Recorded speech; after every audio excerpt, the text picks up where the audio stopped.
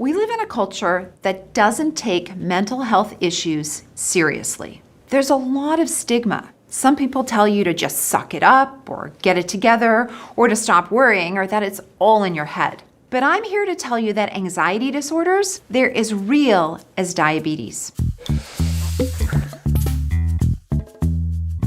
Hi again, it's Dr. Jen, and I've noticed something with my patients. They often describe to me some classic symptoms of an anxiety disorder: constant worry, trouble sleeping, tense muscles, and struggle with concentrating. But they aren't getting treatment. There's a lot of issues with mental health care in this country. Some people don't have insurance that would cover it. Some have been dismissed or minimized in the past and don't think seeking help will do any good. Some worry about the stigma and whether it could affect future jobs or relationships. But severe anxiety isn't a moral or personal failing. It's a health problem, just like strep throat or diabetes. It needs to be treated with the same kind of seriousness. Before we can talk about anxiety disorders, let's talk about anxiety itself. Anxiety is the very real and normal emotion we feel in a stressful situation. It's related to fear, but while fear is a response to an immediate threat that quickly subsides, anxiety is a response to more uncertain threats that tends to last much longer.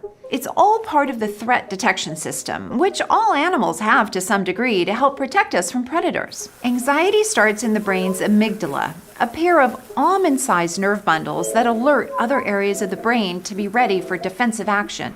Next, the hypothalamus relays the signal, setting off what we call the stress response in our body. Our muscles tense, our breathing and heart rate increase, and our blood pressure rises. Areas in the brainstem kick in and put you in a state of high alertness. This is the fight or flight response. There are ways the fight or flight response is kept somewhat in check, with an area of higher level thinking called the ventromedial prefrontal cortex. It works like this. If a person sees something they think is dangerous, like a tiger, that sends a signal to the amygdala saying it's time to run. The ventromedial prefrontal cortex can say to the amygdala, "Hey look, the tiger's in a cage. You know what a cage is. They can't escape from a cage. It's okay to calm down." It's a feedback loop that can help keep the response in check. The hippocampus is also involved. It provides context, saying things like, "Hey, we've seen tigers in cages before. We're in a zoo. You are extra safe." With anxiety, these threat detection systems and mechanisms that reduce or inhibit them are functioning incorrectly and cause us to worry about the future and our safety in it. But for many people, it goes into overdrive. They experience persistent, pervasive anxiety that disrupts work, school, and relationships and leads them to avoid situations that may trigger symptoms. Anxiety disorders are not at all uncommon. Based on data from the World Mental Health Survey, researchers estimate that about 16% of individuals currently have or have had an anxiety disorder. These include social anxiety disorder, panic disorder, agoraphobia, and phobias. Studies have shown that people with anxiety disorders don't just have a different way of reacting to stress. There may be actual differences in how their brain is working. One model describes possible mix-ups in the connections between the amygdala and other parts of the brain. The pathways that signal anxiety become stronger, and the more anxiety you have, the stronger the pathways become, and it becomes a vicious cycle.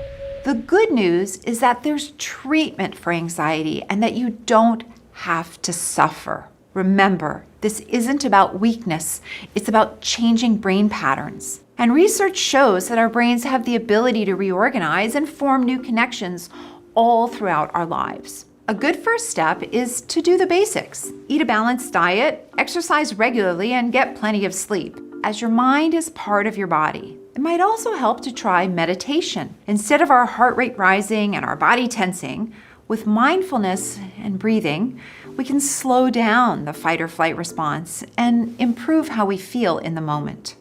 Cognitive behavioral therapy, a form of talk therapy, can also be fantastic. In it, you learn to identify upsetting thoughts and determine whether they're realistic. Over time, cognitive behavioral therapy can rebuild those neural pathways that tamp down the anxiety response. Medication can also give relief in both the short term and the long term. In the short term, anti-anxiety drugs can downregulate the threat detection mechanisms that are going into overdrive. Studies have shown that both long-term medications and cognitive behavioral therapy can reduce that overreactivity of the amygdala we see in anxiety disorders.